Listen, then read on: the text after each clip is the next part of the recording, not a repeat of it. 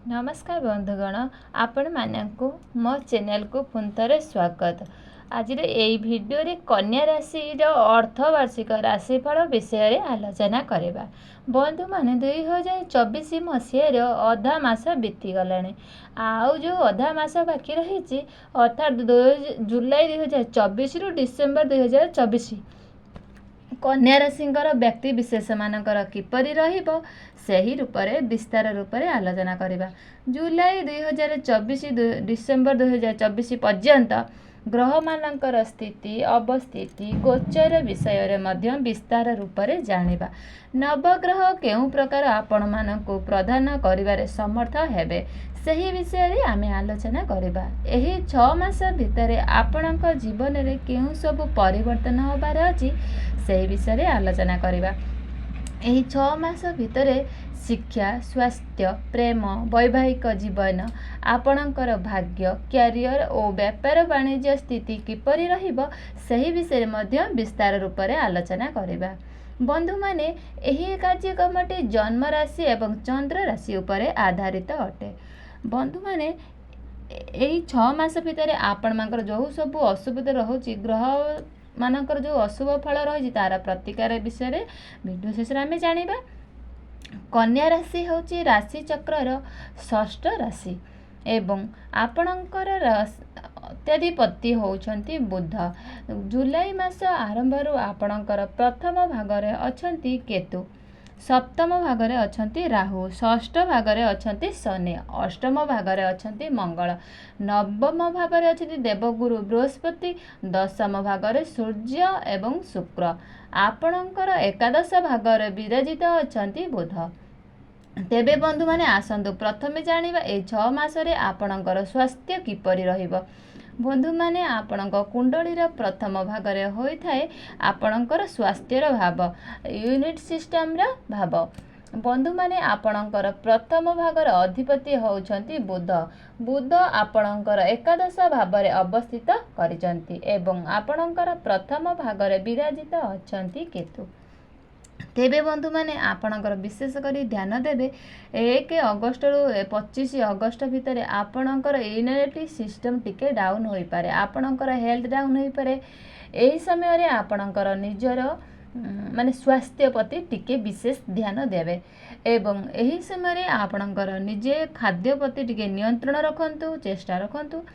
तेबे बंधु माने आपणकर अगस्त 15 ठारू आपणकर स्वास्थ्य रे टिके सुधार आसीबो कारण अगस्त 15 परे सूर्य निज गृह को प्रवेश करिवे। बंधु माने केतु प्रथम भागर थिबा हेतु आपणकर मानसिक दुश्चिंता बढ़ी पारे आपण कौनसी कथा को नहीं अधिक भाभी पारंती आपणकर मन रे असंतुष्ट रे भावना सृष्टि करिवे एवं एही सब ओवर थिंकिंग कारण आपणकर मुंड बिंधा परी समस्या देखा दे पारे। तेबे विशेष करी 1 अगस्त रु 25 अगस्त मध्य निजर स्वास्थ्य प्रति टिके ध्यान देबे। यह व्यतीत अन्य समय गुड़िक आपणकर स्वास्थ्य भल रहिबो। एबे आसंतु जानिबा आपणकर शिक्षा किपरि रहिबो ए जुलाई 2024 रु डिसेम्बर 2024 पर्यंत। तेबे बंधु माने आपणकर कुंडली रे पंचम भागरे होई थाए आपणकर शिक्षार भाव एवं आपणकर पंचम भागरे अधिपति होउछंती शनि जे कि षष्ठ भागरे विराजित अछंती।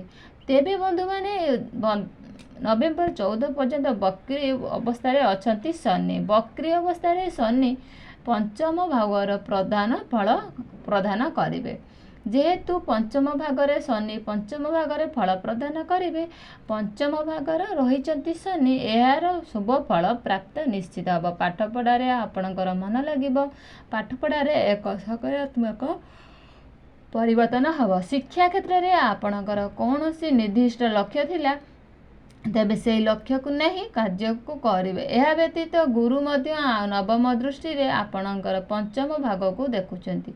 गुरु होउचंती ज्ञानर कारक तो यह मध्य आपण को शुभ फल प्रदान करिबो। एहा व्यतीत 7 जुलाई रु 1 अगस्त पर्यंत शुक्र आपणकर एकादश भागरे रही आपणकर पंचम भाव को देखिबे एवं राहु केतुंकर कौनसी प्रभाव आपण को पंचम भागरे रहउ नाही। ଯାହାଫଳରେ ଆପଣଙ୍କର ଏଇ 6 ମାସ ଯାକ ଶିକ୍ଷା କ୍ଷେତ୍ର ପାଇଁ ବହୁତ ଭଲ ରହିବ। କାରଣ ସମ୍ପୂର୍ଣ୍ଣ 6 ମାସ ପର୍ଯ୍ୟନ୍ତ ଗୁରୁଙ୍କର ଦୃଷ୍ଟି ଆପଣଙ୍କର ପଞ୍ଚମ ଭାଗ ଉପରେ ପଡ଼ିବ। ତେବେ ବନ୍ଧୁମାନେ ଶିକ୍ଷା କ୍ଷେତ୍ରରେ ଅଟନ୍ତି ତେବେ ସମ୍ପୂର୍ଣ୍ଣ ଭାବରେ 6 ମାସ ଯାକ ଆପଣଙ୍କୁ ଶୁଭ ଫଳ ପ୍ରାପ୍ତି ହେବ। ଏହି 6 ମାସରେ ଆପଣଙ୍କର ନିଜ ପାଠପଢ଼ାକୁ ନେଇ କୌଣସି ବଡ଼ ଡିସିସନ୍ ନେଇପାରିବେ, କୌଣସି ବି ଏକ୍ଜାମ୍ ବି ଦେଇପାରିବେ। ଏବେ ଆସନ୍ତୁ ଜାଣିବେ ଆପଣଙ୍କର ପ୍ରେମ ଜୀବନ। ପଞ୍ଚମ ଭାଗରେ ଅଛନ୍ତି ଶିକ୍ଷାର ଭାବର ହେବା ସହିତ ପଞ୍ଚମ ଭାଗରେ ମଧ୍ୟ ଆପଣଙ୍କର ପ୍ରେମର ଭାବ, ଆପଣ ସନ୍ତାନର ଭାବ। ଆପଣଙ୍କର ପଞ୍ଚମ ଭାବରେ ଅଧିପତି ହେଉଛନ୍ତି ଶନିଦେବ, ଯିଏକି ଷଷ୍ଠ ଭାଗରେ ବିରାଜିତ ଅଛନ୍ତି। ବନ୍ଧୁମାନେ ଶନି ଯେହେତୁ 14 ନଭେମ୍ବର ବକ୍ରି ଅବସ୍ଥାରେ ରହିବେ, ପଞ୍ଚମ ଭାବର ଫଳ ମଧ୍ୟ ପ୍ରଦାନ କରିବେ। ଏହି ସମୟରେ ଆପଣଙ୍କର ନିଜ ପାର୍ଟନରଙ୍କ ମଧ୍ୟରେ କିଛି ଜିଦି ସ୍ୱଭାବ ଦେଖିପାରନ୍ତି, ରାଗି ସ୍ୱଭାବ ବି ଟିକେ ଦେଖିପାରନ୍ତି ଏବଂ ସେ ସର୍ବଦା ଆପଣଙ୍କର ନିଜ କଥା ଉପରେ ଟିକେ ଗୁରୁତ୍ୱ ଦେବେ। ସେ ଯେତେବେଳେ ମଙ୍ଗଳ ଦଶମ ଭାଗକୁ ଗୋଚର କରିବେ 27 ଅଗଷ୍ଟରୁ 21 ଅକ୍ଟୋବର ପର୍ଯ୍ୟନ୍ତ, ଏହି ସମୟ ସୀମା ମଧ୍ୟରେ ଆପଣଙ୍କର ପ୍ରେମ ଜୀବନକୁ ନେଇ ଅଧିକ ସତର୍କତା ଅବଲମ୍ବନ କରିବାର ଅଛି। ନିଜର ପ୍ରେମ ଜୀବନ ଉପରେ ଅଧିକ ଧ୍ୟାନ ଦେବାର ଅଛି। କାରଣ ମଙ୍ଗଳ ଯେହେକି ତୃତୀୟ ଭାଗର ସ୍ୱାମୀ, ଆପଣଙ୍କର ପଞ୍ଚମ ଭାବକୁ ଅଷ୍ଟମ ଦୃଷ୍ଟିରେ ଦେଖିବେ। ତ ସେଥିପାଇଁ ଏହି ସମୟରେ ଆପଣଙ୍କ ମଧ୍ୟରେ ଭୁଲ ବୁଝାମଣା ମଧ୍ୟ ସୃଷ୍ଟି ହୋଇପାରେ। ତ ଏହି ସମୟରେ ତ ଆପଣଙ୍କୁ ନିଜର ଲଭ୍ ରିଲେସନରେ ଅଧିକ ଟିକେ ଧ୍ୟାନ ଦେବାର ଅଛି। ବାକି ଅନ୍ୟ ସମୟ ଗୁଡ଼ିକ ଆପଣଙ୍କର ପ୍ରେମ ଜୀବନ ଭଲ ରହିବ। ଏବେ ଆସନ୍ତୁ ଜାଣିବା ବୈବାହିକ ଜୀବନ କିପରି ରହିବ। ବନ୍ଧୁମାନେ ଆପଣଙ୍କ କୁଣ୍ଡଳୀରେ ସପ୍ତମ ଭାଗରେ ହୋଇଥାଏ ବୈବାହିକ ଜୀବନ। ତେବେ ଆପଣଙ୍କର ବୈବାହିକ ଜୀବନରେ ଯେତିକି ବି ଆପଣଙ୍କର ସପ୍ତମ ଭାଗରେ ରହିଛନ୍ତି ବିରାଜିତ ରାହୁ, ଏହି ସମୟ ମଧ୍ୟରେ ରାହୁଙ୍କର କୌଣସି ରାଶି ପରିବର୍ତ୍ତନ ହେବାର ନାହିଁ। ତ ବନ୍ଧୁମାନେ ଆପଣଙ୍କର ସପ୍ତମ ଭାଗର ଅଧିପତି ହେଉଛନ୍ତି ଦେବଗୁରୁ ବୃହସ୍ପତି, ଯିଏକି ଆପଣଙ୍କ ଭାଗ୍ୟସ୍ଥାନକୁ ଅର୍ଥାତ୍ ନବମ ଭାଗରେ ବିରାଜମାନ ଅଛନ୍ତି। ତ ଏହି 6 ମାସରେ ଆପଣଙ୍କର ବୈବାହିକ ଜୀବନର ଯେପରି ଭୁଲ ବୁଝାମଣା ସୃଷ୍ଟି ନ ହୁଏ, କୌଣସି ପ୍ରକାର ଯୁକ୍ତିତର୍କ ନ ହୁଏ, ରାଗ ମନୋଭାବ ନ ଆସେ, ସେଥିପାଇଁ ଆପଣ ଟିକେ ଧ୍ୟାନ ଦେବେ। ମାତ୍ର ଖୁସିର କଥା ହେଉଛି ଏହା ଯେ ଆପଣଙ୍କର ଲାଇଫ୍ ପାର୍ଟନରଙ୍କର ଏହି ଟାଇମରେ ଫାଇନାନ୍ସିଆଲ ଗ୍ରୋଥ୍ ହୋଇଥାଏ, ଗ୍ରୋଥ୍ ବି ହୋଇପାରେ। ସେଥିପାଇଁ କ୍ୟାରିୟରରେ ଟିକେ ବି ଗ୍ରୋଥ୍ ହୋଇପାରେ, କାରଣ ଆପଣଙ୍କର ସପ୍ତମ ଭାଗର ଅଧିପତି ହେଉଛନ୍ତି ବିରାଜମାନ ଅଛନ୍ତି। ତେଣୁ ମାତ୍ର ବନ୍ଧୁମାନେ ଆପଣ ବିଶେଷ ରୂପରେ ଧ୍ୟାନ ରଖିବେ ଯେ ଆପଣଙ୍କର ବୈବାହିକ ଜୀବନରେ କୌଣସି ପ୍ରକାରର ଭୁଲ ବୁଝାମଣା ସୃଷ୍ଟି ନ ହୁଏ, କୌଣସି ପ୍ରକାରର ଅଶାନ୍ତି ବି ସୃଷ୍ଟି ନ ହୁଏ। କାରଣ ଯେହେତୁ ଆପଣଙ୍କର ସପ୍ତମ ଭାଗରେ ରାହୁ ବିରାଜିତ ଅଛନ୍ତି, ତ ସବୁ କିଛି ଠିକ୍ଠାକ୍ ହୋଇ ଚାଲିବ। ବିଜନେସ୍ ବିଷୟରେ ତେବେ ବନ୍ଧୁମାନେ ଏହି 6 ମାସରେ ଯେଉଁ ସବୁ ବି ଅଶୁଭ ରହିଥିଲା ଆପଣଙ୍କ ବିଜନେସ୍ ପାଇଁ ଆପଣ କ'ଣ କରିବେ ନା, ଆପଣ ବିଜନେସ୍ ଉପରେ ପାର୍ଟନରସିପ୍ ଉପରେ କେବେ ବି ଭରସା କରନ୍ତୁନି। କାହା ଉପରେ ଆଖି ବୁଜି ବି ଭରସା ରଖନ୍ତୁ ନାହିଁ। କାହିଁକିନା ଏଇ 6 ମାସ ଭିତରେ ଆପଣଙ୍କର ବିଜନେସ୍ ବହୁତ ଭଲ ରହୁଛି। ଏତେ ଯେ ଆପଣମାନଙ୍କୁ ଖୁସି କରିବାର ବିଜନେସ୍ ଆଣିଦେବ ଆପଣ ବି କେବେ ବିଶ୍ୱାସ କରିବେ ନାହିଁ। କିନ୍ତୁ ଟିକେ ପ୍ରେସର ଆପଣଙ୍କ ଉପରେ ରହିପାରିବ।